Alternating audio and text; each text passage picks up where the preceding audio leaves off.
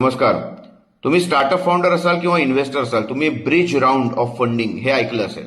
Bridge round म्हणजे काय, तर it's a bridge between seed stage और आयडिया स्टेज फंडिंग राऊंड आणि सिरीज ए किंवा प्री सिरीज ए फंडिंग राऊंड.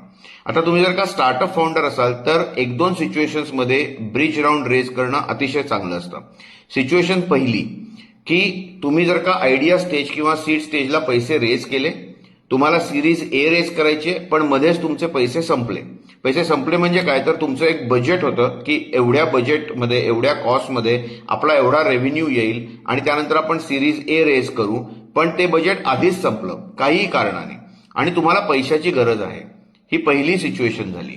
दुसरी सिच्युएशन अशी झाली की तुम्हाला सिरीज ए ला जायचंय, पण तुमच्या हातात काही कॉन्ट्रॅक्ट्स आहेत, काही प्रोटोटाइप्स तुमचे टेस्ट होत आहेत. तुम्हाला असं वाटतं की हे कॉन्ट्रॅक्ट जर का अप्रूव्ह झाले तर आपला रेव्हेन्यू वाढेल आणि सिरीज ए मध्ये आपण व्हॅल्युएशन जे मनात आहे त्याच्यापेक्षा जास्त व्हॅल्युएशननी सिरीज ए रेज करू शकतो.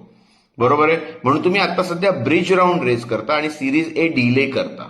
या दोन सिच्युएशन्समध्ये तुम्ही ब्रिज राऊंड इश्यू करणं अतिशय चांगलं. पुढच्या व्हिडिओमध्ये मी इन्व्हेस्टर पॉइंट ऑफ व्ह्यूनी सांगणार आहे की तुम्ही जर का इन्व्हेस्टर असाल तर तुम्ही ब्रिज राऊंडमध्ये इन्व्हेस्ट करायचं का नाही.